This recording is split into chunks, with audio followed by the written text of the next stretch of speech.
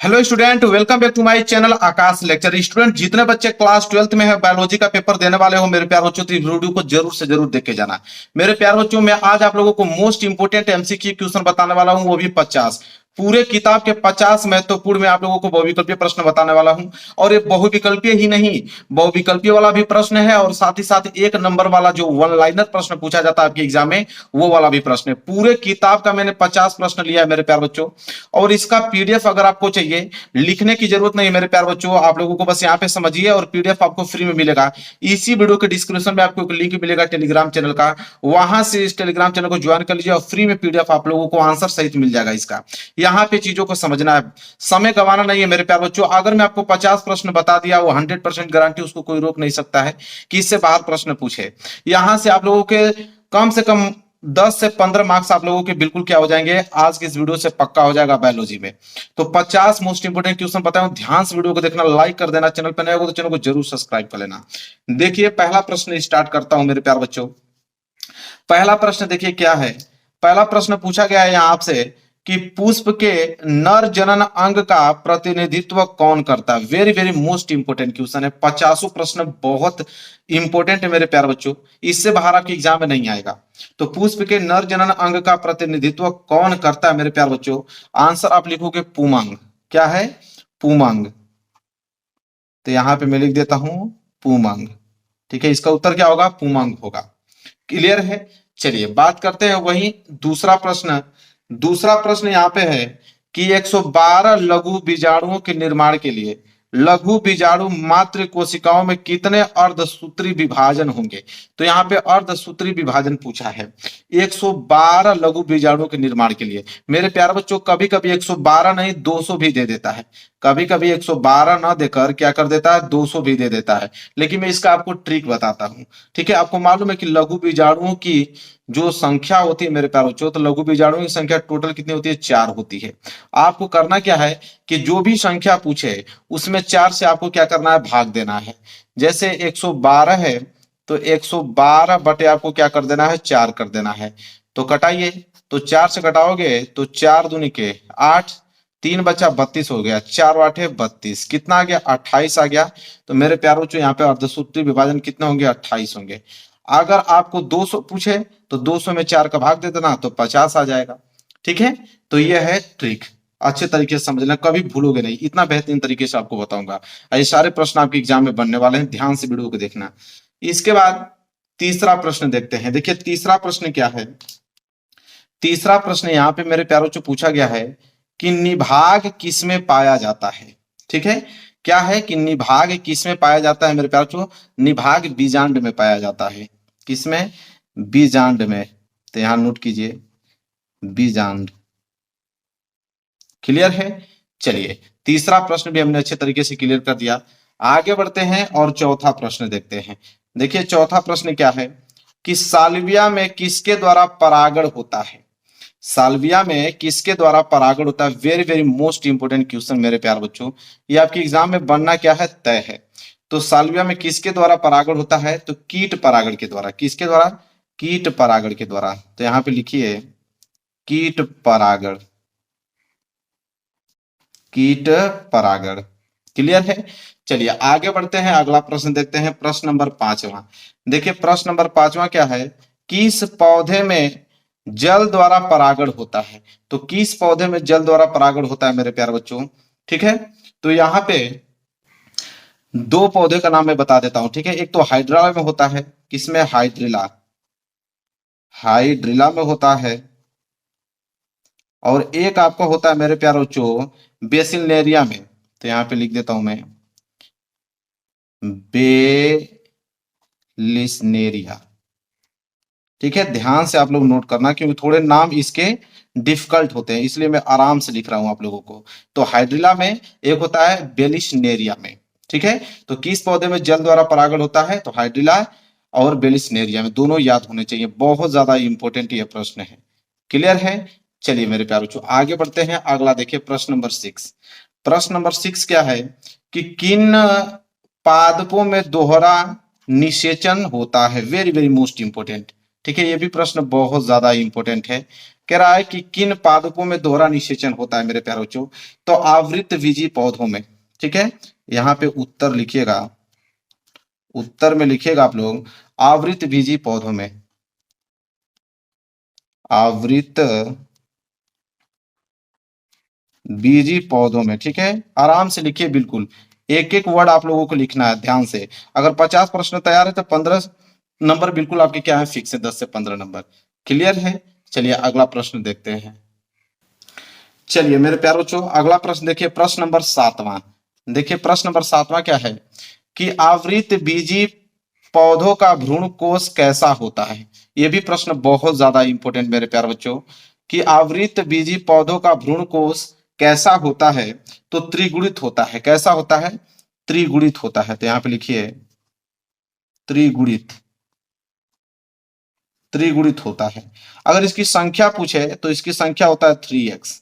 क्या होता है, संख्या की अगर बात पूछे तो संख्या 3x होता है, ठीक है। ये भी आप याद रखना। इसके बाद अगला प्रश्न देखिए क्या है।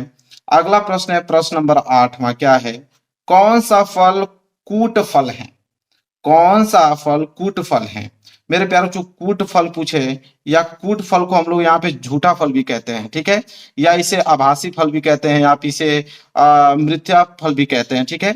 इसे तो कई नामों से जाना जाता है, किसी नाम से भी पूछ सकता है कि कौन सा फल कूट फल है, या झूठा फल है, या आभासी फल है, या मिथ्या फल है, किसी नाम से पूछा जा सकता है, आपको घबराना नहीं है। तो इसका आंसर आपको लिखना है स्ट्रॉबेरी, ठीक है, स्ट्रॉबेरी। इसलिए कई नाम है, इसलिए पूरा नाम बता दे रहा हूं ताकि आपको एग्जाम में अगर घुमा दे तो ये नहीं कि आप लोग इसका आंसर ना दे पाओ, इसलिए पूरा का पूरा मैं एक एक वर्ड बता रहा हूं आप लोगों को, ठीक है। चलिए आगे बढ़ते हैं और प्रश्न नंबर 9 देखिए क्या है, टेस्टोस्टेरोन हार्मोन्स का स्रावण किन कोशिकाओं द्वारा होता है, ठीक है।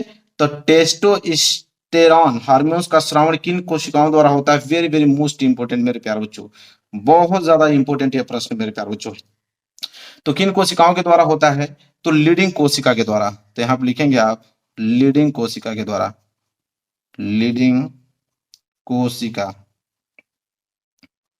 लीडिंग कोशिका। मेरे प्यारे बच्चों आप विश्वास रखो, इससे बाहर आपके एग्जाम में नहीं आएगा, बस ध्यान से आप पढ़ते जाना। इसके बाद आगे बढ़ते हैं प्रश्न नंबर 10वां। देखिए प्रश्न नंबर 10वां क्या है। प्रश्न नंबर 10वां है, स्त्रियों में आवर्त चक्र सामान्यतः कितने दिनों का होता है। तो मेरे प्यारे बच्चों स्त्रियों में आवर्त चक्र सामान्यतः कितने दिनों का होता है। वैसे तो 28 दिन का होता है, लेकिन 28 से लेकर 29 दिन तक लिखा जाता है। तो आप 28 से लेकर 29 दिन लिखना है, इस तरह 28 से लेके 29 दिन, ठीक है, ऐसे लिखना है। आगे बढ़ते हैं अगला प्रश्न देखेंगे, प्रश्न नंबर 11। देखिए प्रश्न नंबर 11 क्या है कि प्रसव के समय गर्भाशय में संकुचन को कौन सा हार्मोन्स प्रेरित करता है। मेरे प्यारे जो प्रसव मतलब समझते हैं, प्रसव का मतलब होता है कि बच्चे होने की प्रक्रिया, जब बच्चा जन्म लेता है तो उस समय की प्रक्रिया को हम लोग प्रसव कहते हैं। तो प्रसव के समय गर्भाशय में संकुचन को कौन सा हार्मोन्स जो है वो प्रेरित करता है मेरे प्यारे बच्चों, ठीक है। तो ऑक्सीटोसिन, क्या, ऑक्सीटोसिन में लिख देता हूं अच्छे तरीके से, आप इसको बढ़िया से लिखना ऑक्सी, और अच्छे वर्ड में लिखना क्योंकि आप लोगों को बिल्कुल सही सही लिखना होगा एग्जाम में, ठीक है। चलिए नोट कीजिए ऑक्सीटोसिन हार्मोन्स, क्लियर है। चलिए आगे बढ़ते हैं और देखेंगे प्रश्न नंबर 12। देखिए प्रश्न नंबर 12 क्या मेरे प्यारे बच्चों, प्रश्न नंबर 12 है कि एमटीपी का पूरा नाम क्या है। एमटीपी का पूरा नाम क्या है, इसे हिंदी में बोलते हैं मेरे प्यारे बच्चों सगार्भवता सचिकित्सा समापन, ठीक है। तो लेकिन यहाँ पे इंग्लिश में हमें बताना है कि एमटी का पूरा नाम क्या होगा। तो एमटीपी का एम से होगा मेडिकल, क्या होगा, मेडिकल, नोट कीजिए। एम से मैंने मेडिकल लिख दिया। टी से क्या होगा, टर्मिनेशन, टी से क्या होता है, टर्मिनेशन। तो टी से हमने क्या कर दिया भाईजान, टर्मिनेशन कर दिया। इसी तरह पी से क्या होगा, प्रेगनेंसी। तो PREGNANCY प्रेगनेंसी, ठीक है। ये हो गया फुल फॉर्म एमटीपी का पूरा नाम। क्लियर है, 12वां प्रश्न भी क्लियर हो गया। चलिए अगले प्रश्न की तरफ बढ़ते हैं। चलिए अगला प्रश्न देखिए क्या है। अगला प्रश्न है 13वां प्रश्न मेरे प्यारे बच्चों, कि आईवीएफ तकनीक का पूरा नाम क्या है। ये तो आप लोग जानते होंगे, आजकल टीवी पे भी बहुत ऐड आता है इसका। आईवीएफ तकनीकी का पूरा नाम आपको बताना है, ठीक है। तो यहाँ पे होगा आई से हम लोग लिखेंगे इन, आई से क्या लिखेंगे, इन। वी से लिखेंगे विट्रो, तो इन विट्रो और एफ से होगा आप लोगों का फर्टिलाइजेशन, ठीक है, क्या हो जाएगा, फर्टिलाइजेशन, SATION, क्लियर हो गया। तो इन विट्रो फर्टिलाइजेशन होता है, ठीक है, जिसे प्रखनली शिशु कहते हैं, टेस्ट ट्यूब बेबी, ठीक है। तो यहां तक क्लियर हो गया आप लोगों को, कोई दिक्कत नहीं होना चाहिए। चलिए अगला प्रश्न, प्रश्न नंबर 14 देखते हैं। प्रश्न नंबर 14 है कि प्रभाविता एवं पृथक्करण के नियमों का प्रतिपादन किसने किया। तो आपको भी मालूम है मेरे प्यारे बच्चों कि प्रभाविता एवं पृथक्करण के नियमों को प्रतिपादन किसने किया, मेंडल ने, ठीक है। किसने किया, मेंडल ने। तो यहां लिख देते हैं मेंडल, ठीक है, सिंपल जवाब है। इंपोर्टेंट प्रश्न है ये आपके एग्जाम में आता है। आगे देखेंगे मेरे प्यारे बच्चों, अगला प्रश्न देखेंगे, प्रश्न नंबर 15। प्रश्न नंबर 15 क्या है कि मेंडल के द्विसंकर संकरण का फिनोटाइप अनुपात क्या है। तो मेंडल के द्विसंकर संकरण का फिनोटाइप अनुपात पूछा है। तो फिनोटाइप अनुपात होता है 9:3:3:1। वेरी वेरी मोस्ट इंपोर्टेंट मेरे प्यारे बच्चों, इसको याद रखना, यह आपके एग्जाम में प्रश्न बनेंगे। तो फिनोटाइप का अनुपात यह होता है। आगे बढ़ते हैं, अगला प्रश्न देखेंगे। और अगला प्रश्न मेरे प्यारे बच्चों, प्रश्न नंबर 16 क्या है, मनुष्य में संतान के लिंग का निर्धारण किसके लिंग गुणसूत्र से होता है मेरे प्यारे बच्चों, वेरी वेरी मोस्ट इंपोर्टेंट। तो किसके लिंग गुणसूत्र से होता है मनुष्य में संतान का लिंग निर्धारण, तो पिता के गुणसूत्र के द्वारा होता है।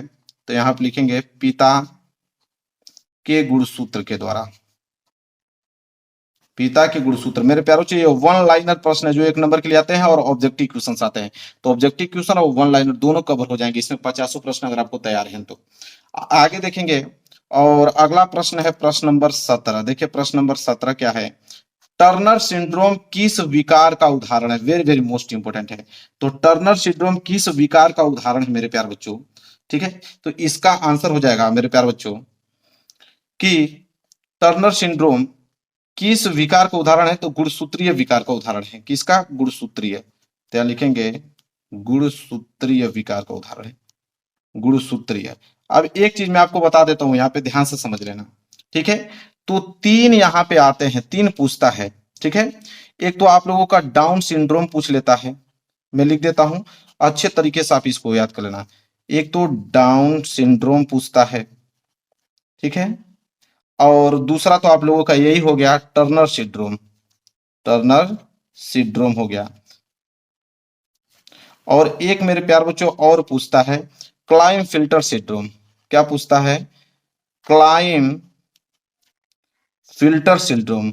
ये तीनों में से कुछ भी दे दे मेरे प्यार बच्चों, पूछे कि किसका किस विकार का उदाहरण है, तो आप गुणसूत्रीय विकार का उदाहरण मानना। तीनों में से कोई दे सकता है, जिसमें इसमें टर्नर सिंड्रोम पूछा इस बार। क्लियर है, पूरा डिटेल में बताता जा रहा हूं, कहीं से भी प्रश्न पूछे तो आप इसका जवाब दे पाओ। चलिए मेरे प्यारे बच्चों आगे बढ़ते हैं और अगला प्रश्न देख लीजिए, प्रश्न नंबर यहाँ पे 18। प्रश्न नंबर 18 क्या बोला है कि किसने पुष्टि किया कि डीएनए एक आनुवंशिक पदार्थ है, वेरी वेरी मोस्ट इंपोर्टेंट है। किसने पुष्टि किया कि डीएनए एक आनुवंशिक पदार्थ है। तो मेरे प्यारे बच्चों 2 वैज्ञानिक थे, एक तो हर्षे थे, क्या नाम था, हर्षे, व एक वैज्ञानिक चेस थे, ठीक है, चेस, नाम याद कर लो, हर्षे व चेस। तो किसने पुष्टि किया डीएनए का आनुवंशिक पदार्थ है, हर्षे व चेस। क्लियर है मेरे प्यारे, जो कोई डाउट आप लोगों को नहीं होना चाहिए। चलिए अगले प्रश्न की तरफ बढ़ते हैं, प्रश्न नंबर 19। चलिए देखिए प्रश्न नंबर 19 क्या है, वेरी वेरी मोस्ट इंपोर्टेंट है प्रश्न नंबर 19। प्रश्न नंबर 19 है कि डीएनए फिंगरप्रिंटिंग तकनीक की खोज सर्वप्रथम किसने किया, वेरी वेरी मोस्ट इंपोर्टेंट है। तो डीएनए फिंगरप्रिंटिंग तकनीक की खोज सर्वप्रथम किसने किया, ये आपके एग्जाम में 100% आपके पेपर बनने वाला है। तो आप उत्तर लिखिए अलेक जेफ्रे, ठीक है, क्या नाम उनका, अलेक जेफ्रे, या कहीं कहीं ऐसा लिखा होता है एलेक, ठीक है, अलेक ये या एलेक, कई किताबों में एलेक लिखा है, एलेक जेफ्रे। तो कंफ्यूज नहीं होना है आप लोगों को, इसलिए मैं दोनों बता दिया हूं आप लोगों को, ठीक है। तो अलेक जेफ्रे कहिए या एलेक जेफ्रे कहिए, क्लियर है। चलिए आगे बढ़ते हैं और अगला प्रश्न देखिए, प्रश्न नंबर यहाँ पे 20वां क्या है कि आरएनए अणु में थायमीन का विस्थापन किसके द्वारा होता है। तो आरएनए अणु में थायमीन का विस्थापन किसके द्वारा होता है मेरे प्यारे बच्चों, तो होता है किसके द्वारा, यूरेसिल के द्वारा। किसके द्वारा, यूरेसिल के द्वारा होता है। तो यहाँ पे इसका उत्तर हो जाएगा यूरेसिल। ठीक है, आगे देखेंगे। अगला प्रश्न है प्रश्न number 21, very very most important है भी प्रश्न है कि मिलर के प्रयोग में हाइड्रोजन, अमोनिया तथा मेथेन में क्या अनुपात था। Very very most important. तो मिलर के प्रयोग के अनुसार देखो, हाइड्रोजन, अमोनिया, मेथेन में क्या अनुपात था, तो अनुपात हो जाएगा 2:1:2। लेकिन अनुपात चेंज भी हो सकता है। देखो, पहले हाइड्रोजन आया है तो हाइड्रोजन का होता है 2, अमोनिया का होता है 1, फिर मेथेन का होता है 2। ये क्रम चेंज कर सकता है, पहले मेथेन को पूछ सकता है, हाइड्रोजन को बाद में घुमा सकता है, अमोनिया को घुमा सकता है। तो ये क्रम अगर चेंज करेगा तो अनुपात भी चेंज हो जाएगा। हालांकि हाइड्रोजन, अमोनिया, मेथेन इस अनुपात में पूछा है तो इसका आंसर होगा 2:1:2। ठीक है, तो अनुपात चेंज हो सकता है इसके, अगर घुमा देगा, हाइड्रोजन को पहले कर देगा, मेथेन को बाद में कर देगा। ठीक है, तो ये बात याद रखना आप लोग, मैं पहले से बता देता हूं आपको। आगे देखिए प्रश्न नंबर 22। प्रश्न नंबर 22 क्या है कि मछलियों के पंख एवं व्हेल के चप्पू क्या दर्शाते हैं। वेरी वेरी मोस्ट इंपोर्टेंट है भी है। तो मछलियों के पंख एवं व्हेल के चप्पू क्या दर्शाते हैं, तो समरूपता को दर्शाते हैं। किनको दर्शाते हैं, समरूपता को दर्शाते हैं। तो चलिए नोट कर लीजिए, समरूपता को दर्शाते हैं। क्लियर है। चलिए आगे बढ़ेंगे। प्रश्न नंबर 23 में देखिए क्या है, प्राकृतिक चयन सिद्धांत किसने प्रतिपादित किया। तो प्राकृतिक चयन सिद्धांत किसने प्रतिपादित किया मेरे प्यारे बच्चों, तो इसका आंसर हो जाएगा डार्नीवाद ने। ठीक है, किसने किया, डार्नीवाद ने किया। ठीक है, तो इसका डार्नीवाद हो जाएगा, क्योंकि प्राकृतिक चयन सिद्धांत किसने प्रतिपादित किया, डार्नीवाद। आगे देखते हैं। अगला प्रश्न है प्रश्न नंबर 24। प्रश्न नंबर 24 क्या है कि उत्परिवर्तन सिद्धांत किसने प्रस्तुत किया। ठीक है, यह भी प्रश्न बहुत ज्यादा इंपॉर्टेंट है। उत्परिवर्तन सिद्धांत किसने प्रस्तुत किया, तो आप आंसर लिखिए ह्यूगो। क्या लिखोगे, ह्यूगो डी ब्रिज ने। ठीक है, ह्यूगो डी ब्रिज ने प्रतिपादित किया उत्परिवर्तन सिद्धांत। ठीक है, तो यहाँ पे यह जो है इसका सही आंसर होगा। आगे बात करेंगे। अगला प्रश्न 25, जल्दी से तैयार कर लो। ये भी प्रश्न बहुत ज्यादा इंपॉर्टेंट है मेरे प्यारों। जो 50 प्रश्न अगर आपको तैयार हैं, आप बिल्कुल टेंशन फिक्र रहिए कि आपसे 10 से 15 नंबर बिल्कुल तैयार है, उसको कोई रोकने वाला नहीं है। आगे देखेंगे 25वां प्रश्न क्या है। ठीक है, 25वां प्रश्न है, देखिए 25वां प्रश्न है कि विषाणु में आनुवंशिक पदार्थ क्या होता है। ठीक है, तो विषाणु में आनुवंशिक पदार्थ क्या होता है मेरे प्यारे बच्चों, तो यहाँ पे आपके आरएनए और डीएनए दोनों होते हैं। ठीक है, तो यहाँ पे लिखेंगे हम लोग आरएनए और डीएनए। ठीक है, आरएनए और डीएनए दोनों होते हैं। तो विषाणु में आनुवंशिक पदार्थ आरएनए और डीएनए दोनों होते हैं। क्लियर हो गया अभी प्रश्न। चलिए अगला प्रश्न देखते हैं। अगला प्रश्न मेरे प्यारे बच्चों प्रश्न नंबर 26। देखिए प्रश्न नंबर 26 क्या है कि डेंगू बुखार का वाहक कौन है। ठीक है, तो डेंगू बुखार का वाहक कौन है मेरे प्यारे बच्चों, तो यहाँ पे आंसर आप लिखोगे। ठीक है, आंसर लिखोगे कि मादा, मादा एडिस, नाम स्पष्ट लिखना, मादा एडिस इजिप्टी, इजिप्टी। ठीक है, बहुत ज्यादा इंपॉर्टेंट है। डेंगू बुखार का वाहक मतलब किससे होता है, तो मादा एडिस इजिप्टी से होता है। ठीक है, और मैं कुछ चीज बता देता हूं आप लोगों के लिए, इंपॉर्टेंट है, एग्जाम में पूछता है। जैसे आपको मलेरिया पूछ दिया कि मलेरिया का वाहक क्या होगा। ठीक है, यहाँ लिख भी देता हूं ताकि आप लोगों को पूरा का पूरा क्लियर हो पाए। ठीक है, लिखिए मलेरिया का अगर आपसे पूछ दे कि वाहक के क्या होगा, तो मलेरिया के लिए लिखिए इसका होता है मादा। क्या होता है, मादा एनाफिलीज, मादा एनाफिलीज, एनाफिलीज मलेरिया के लिए होता है। ठीक है, एक आपका फाइलेरिया का भी पूछ लेता है, वो भी मैं लिख देता हूं। ठीक है, ताकि आपके एग्जाम में दे दे तो आप कंफ्यूज ना हो, एक नंबर आपको मिल जाए। फाइलेरिया। ठीक है, और फाइलेरिया को ही मेरे प्यारे बच्चों क्या कहते हैं, हाथी पांव कहा जाता है। क्या कहा जाता है, हाथी पांव कहा जाता है फाइलेरिया को। तो इसका अगर वाहक आपको पूछ दे तो इसका वाहक लिख लीजिए मादा क्यूलेक्स। ठीक है, इसका क्या होता है, मादा क्यूलेक्स होता है वाहक। ठीक है, तो तीनों मैंने बता दिया मेरे प्यारों, याद कर लेना। डेंगू बुखार का तो मादा एडिस इजिप्टी, मलेरिया का मादा एनाफिलीज, और फाइलेरिया जिसे हाथी पांव कहते हैं उसका वाहक हो जाएगा मादा क्यूलेक्स। ठीक है, तीनों बता दिया, तीनों याद कर लेना। आगे देखिए अगला प्रश्न देखेंगे। प्रश्न नंबर 27 क्या है। प्रश्न नंबर 27 है टाइफाइड रोग का रोग जनक कौन है मेरे प्यारे बच्चों। ठीक है, टाइफाइड रोग का रोग जनक कौन है मेरे प्यारे बच्चों? तो यहां पे आप लिखोगे साल्मोला टाइफी। क्या लिखोगे? Salmonella, salmonella typhi, typhi. ठीक है, ये भी प्रश्न बहुत ज्यादा इंपॉर्टेंट है। आगे देखेंगे और अगला प्रश्न देखेंगे क्या है। अगला प्रश्न है 28 प्रश्न। 28 प्रश्न है कि बिडाल परीक्षण किस बीमारी की जांच में उपयोग किया जाता है? मेरे प्यारों बच्चों, आपको भी मालूम है कि बिडाल परीक्षण किस बीमारी के लिए जांच किया जाता है? तो टाइफाइड में ही। ठीक है, जब टाइफाइड आपको होगी तो बिडाल टेस्ट होता है आप लोगों का, तो हो जाएगा टाइफाइड। क्यों? टाइफाइड का रिपोर्ट देखिएगा, उसमें लिखा रहता है बिडाल टेस्ट, टाइफाइड। हाँ, आगे बढ़ेंगे। अगला देखेंगे प्रश्न नंबर 29। देखिए प्रश्न नंबर 29 क्या है। प्रश्न नंबर 29 है कि टीबी के टीके का नाम क्या है? ठीक है, तो टीबी के टीके का नाम क्या है मेरे प्यारे बच्चों? तो उसे हम बोलते हैं बीसीजी। क्या बोलते हैं? बीसीजी। ठीक है, और इसका फुल फॉर्म भी मैं लिख देता हूं। ठीक है, तो बेसिलस, आराम से लिख लीजिए, बहुत सारे बच्चों को फुल फॉर्म की जरूरत होती है, तो मैं लिख देता हूं अच्छे तरीके से। बेसिलस, और सी से हो जाएगा आपका कैलमेट, CALMETE, कैलमेट। और जी से हो जाएगा आप लोगों को ग्वारिन, तो हो जाएगा GUERIN। ठीक है, तो फुल फॉर्म भी मैंने अच्छे तरीके से लिख दिया। क्या हो जाएगा? Bacillus Calmette ग्वेरिन। चलिए आगे बात करते हैं। अगला है 30वां प्रश्न। देखिए क्या है 30वां मेरे प्यारे बच्चों। एलिसा परीक्षण किस बीमारी की जांच में उपयोग किया जाता है? ठीक है, वेरी वेरी मोस्ट इंपोर्टेंट प्रश्न मेरे प्यारे बच्चों है। एलिसा परीक्षण किस बीमारी की जांच में उपयोग किया जाता है? तो वो होता है आप लोगों का एड्स। किसमें? एड्स में। तो है AIDS, एड्स में। क्या इसके भी फुल फॉर्म की जरूरत है? बिल्कुल, तो इसको भी मैं लिख देता हूं एक्वायर्ड। ऐसे क्या होता है? एक्वायर्ड, तो ACQUIRED। नोट कर लो मेरे प्यारे बच्चों, क्या होता है? एक्वायर्ड।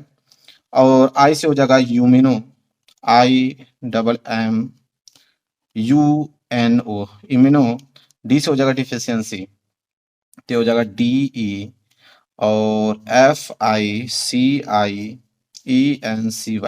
डिफिशियंसी। और यस से सिड्रोम, तो SYNDROME। लिख लो मेरे प्यारे बच्चों, कहीं ढूंढने की जरूरत नहीं, पूरा का पूरा बता रहा हूं आप लोगों को। आगे देखिए प्रश्न नंबर 31 क्या है। 31 है मेरे प्यारे बच्चों कि चेचक के टीके की खोज किसने की थी? तो चेचक के टीके की खोज किसने किया था? तो मेरे प्यारे बच्चों इसका आंसर हो जाएगा आप लोगों का एडवर्ड जेनर ने। क्या होगा? एडवर्ड, लिखिए एडवर्ड जेनर ने, जेनर ने। ठीक है, नोट कर लिया आपने, एडवर्ड जेनर ने। चलिए प्रश्न 31 भी क्लियर हो गया। चलिए मेरे प्यारे बच्चों आगे बढ़ते हैं। अगला प्रश्न देखिए, प्रश्न नंबर 32। प्रश्न नंबर 32 क्या है मेरे प्यारे बच्चों कि बैक्टीरिया द्वारा किण्वित फूले हुए आटे का उभरा हुआ रूप किस गैस के बनने के कारण होता है मेरे प्यारे बच्चों? तो आपको मालूम है कि फूले हुए आटे का उभरा हुआ रूप किस गैस के बनने के कारण होता है? तो होता है आप लोगों का CO2। CO2 मतलब कार्बन डाइऑक्साइड। कोई भी खाद्य पदार्थ मेरे प्यारे बच्चों हो, खाने वाला कोई भी पदार्थ हो, उसमें हमेशा कार्बन डाइऑक्साइड गैस पाया जाता है, इस बात को याद रखना। ठीक है, कार्बन डाइऑक्साइड, कार्बन डाइऑक्साइड इसका राइट आंसर हो जाएगा। किण्वन प्रक्रिया के द्वारा जो भी चीजें फूलता है उसमें हमेशा कार्बन डाइऑक्साइड पाया जाता है, इस बात को याद रखना। आगे देखिए अगला प्रश्न है आप लोगों का 33 प्रश्न। क्या है 33 प्रश्न है कि पेनिसिलिन की खोज किसने की थी? Very very most important question है मेरे प्यारे बच्चों। पेनिसिलिन की खोज किसने किया था? अलेक्जेंडर फ्लेमिंग ने। ठीक है, तो हो जाएगा एलेक्जेंडर, एलेक्जेंडर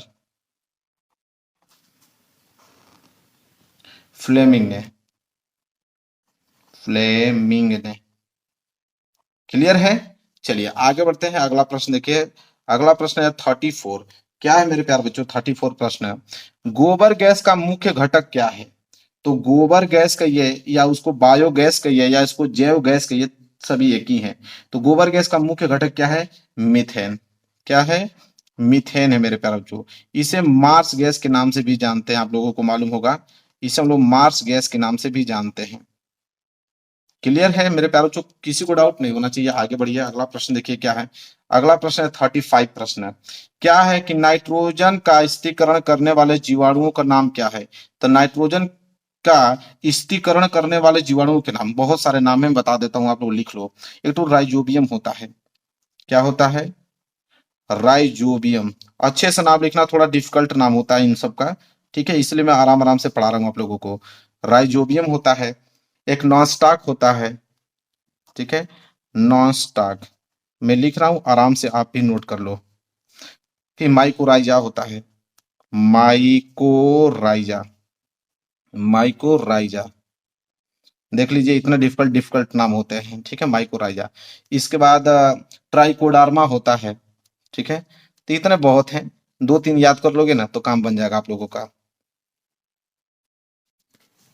ट्राइकोडार्मा, क्लियर है, इतना नोट कर लेना। आगे बढ़ते हैं, अगला प्रश्न देखिए। अगला प्रश्न है आप लोगों का 36। 36 प्रश्न क्या है मेरे प्यारे बच्चों? कह रहा है कि बीटी जीव विष किस जीवाणु द्वारा उत्पादित होता है? मेरे प्यारे बच्चों, वेरी वेरी मोस्ट इंपोर्टेंट है। बीटी जीव विष किस जीवाणु द्वारा उत्पादित होता है? तो यहाँ पे इसका आंसर लिखिए, बेसिलस। क्या होगा? Bacillus, bacillus thuringiensis. क्या लिखोगे? थ्यूरिनजियंजिस। समझ लीजिए, इतने डिफिकल्ट डिफिकल्ट इसके नाम है, लेकिन मैं बिल्कुल आराम से लिख रहा हूं, आप इसको नोट कीजिए। बेसिलस थ्यूरेंजेंजिस, ठीक है। तो बीटी जीव किस जीवाणु द्वारा उत्पादित होता है? तो इस जीवाणु द्वारा। क्लियर है मेरे प्यारे बच्चों, कोई डाउट नहीं होना चाहिए, आराम से नोट कर लो। अगला प्रश्न देखते हैं, प्रश्न नंबर 37।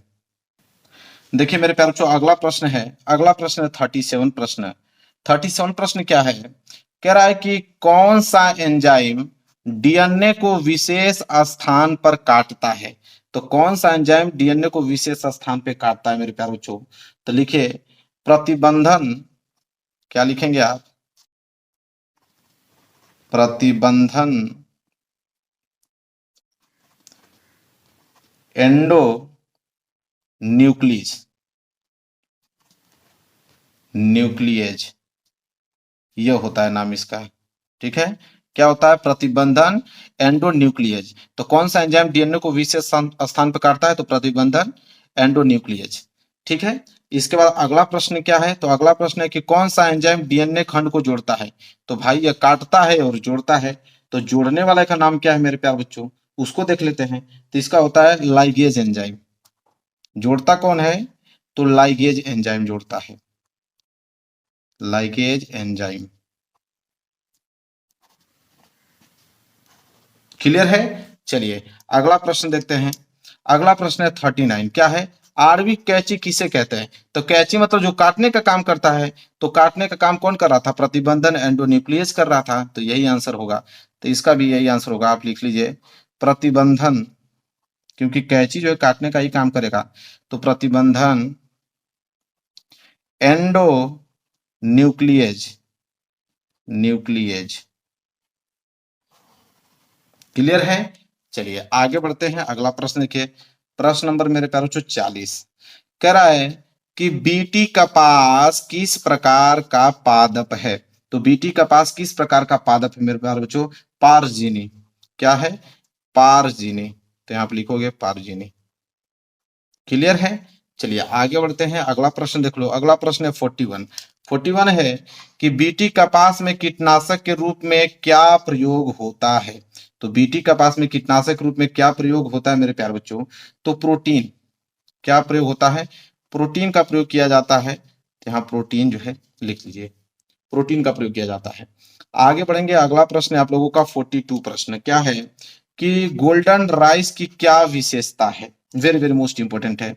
तो गोल्डन राइस की क्या विशेषता है मेरे प्यारे बच्चों? तो इसकी विशेषता की अगर हम बात करें तो पहली विशेषता तो ये होगा कि ये बीटा कैरोटीन होता है। क्या होता है? बीटा कैरोटीन होता है मेरे प्यारे बच्चों।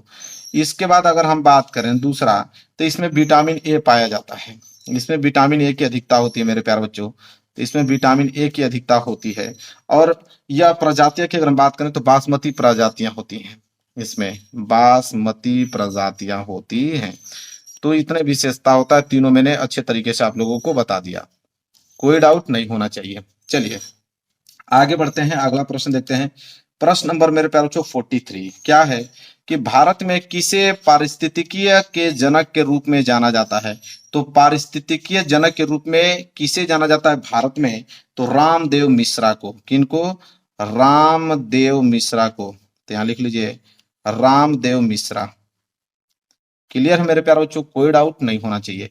चलिए आगे बढ़ते हैं, अगला प्रश्न देखते हैं, प्रश्न नंबर 44। देखिए प्रश्न नंबर 44 है मेरे प्यारे बच्चों, क्या कि खाद्य श्रृंखला की आधारभूत इकाई कौन होते हैं? तो खाद्य श्रृंखला की आधारभूत इकाई कौन होते हैं मेरे प्यारे बच्चों? उत्पादक होते हैं। ठीक है, क्या होते हैं? उत्पादक, जिसमें आपके हरे पेड़ पौधे आ जाते हैं। हम लोग तो उपभोक्ता होते हैं मेरे प्यारे बच्चों, पेड़ पौधे, क्योंकि हम लोग पेड़ पौधे पे ही निर्भर होते हैं मेरे प्यारे बच्चों। तो खाद्य श्रृंखला की आधारभूत इकाई कौन होते हैं? तो उत्पादक, जिसमें पेड़ पौधे होते हैं। चलिए आगे देखते हैं, अगला प्रश्न है 45 क्या है कि पारिस्थितिकीय तंत्र में ऊर्जा का प्रवाह कैसे होता है? ठीक है, तो पारिस्थितिकीय तंत्र में ऊर्जा का प्रवाह कैसे होता है मेरे प्यारे बच्चों? एक दिशिक के रूप में होता है। किसके? एक दिशिक के रूप में होता है ऊर्जा का प्रवाह। ठीक है, जैसे मैं एग्जांपल के तौर पे अगर मैं बताऊं तो एक दिशिक के रूप में जैसे आप एग्जांपल लीजिए, जैसे घास है। ठीक है, अब घास को मेरे प्यारे बच्चों कौन खाता है? तो आप कहोगे घास को टिड्डा खाता है। ठीक है, बिल्कुल सही बात है। टिड्डा को कौन खाता है मेरे प्यारे बच्चों? मेढक खाता है। मेढक को कौन खाता है मेरे प्यारे बच्चों? मेढक को सर्प खाता है। ठीक है, सर्प को कौन खाता है? सर्प को गिद्ध खाता है। तो देखिए ये ऊर्जा जनरेट हो रही है, इसका ऊर्जा इसमें, इससे ऊर्जा इससे, इसका ऊर्जा इससे, इसका ऊर्जा इसमें हो रही है। मतलब एक दिशिक के रूप में चल रहा है। ठीक है, यह पैटर्न। तो पारिस्थितिकीय तंत्र में ऊर्जा का प्रवाह कैसा होता है? तो एक दिशिक के रूप में होता है। चलिए आगे बढ़ते हैं, अगला देखिए 46 प्रश्न क्या है? सुंदरवन राष्ट्रीय उद्यान कहाँ स्थित है? वेरी वेरी मोस्ट इंपोर्टेंट प्रश्न मेरे प्यारे बच्चों। तो सुंदरवन राष्ट्रीय उद्यान कहाँ स्थित है मेरे प्यारे बच्चों? पश्चिम बंगाल में। तो यहां चलिए लिखिए पश्चिम बंगाल। क्या लिखेंगे? पश्चिम बंगाल लिखेंगे, पश्चिम बंगाल में। क्लियर है? चलिए आगे बात कर लेते हैं, अगला प्रश्न देखिए, और प्रश्न नंबर 47। प्रश्न नंबर 47 क्या है कि दुधवा राष्ट्रीय उद्यान कहाँ स्थित है? तो दुधवा राष्ट्रीय उद्यान कहाँ स्थित है मेरे प्यार बच्चों? तो आप लोगों का उत्तर प्रदेश में। कहाँ पे? आपके ही उत्तर प्रदेश में स्थित है, उत्तर प्रदेश में। आगे बात करते हैं 48 प्रश्न। देखिए 48 प्रश्न क्या है कि काजीरंगा राष्ट्रीय उद्यान कहाँ स्थित है? तो काजीरंगा राष्ट्रीय उद्यान कहाँ स्थित है? असम में। कहाँ पे? असम में मेरे प्यारों बच्चों स्थित है। एक बात बता दूं कि काजीरंगा राष्ट्रीय उद्यान किसके लिए फेमस है? तो एक सींग वाला गेंडा के लिए। ठीक है, एक सींग वाले गेंडा के लिए, एक सींग वाले गेंडा के लिए फेमस है काजीरंगा राष्ट्रीय उद्यान। कहाँ पे है? असम में है।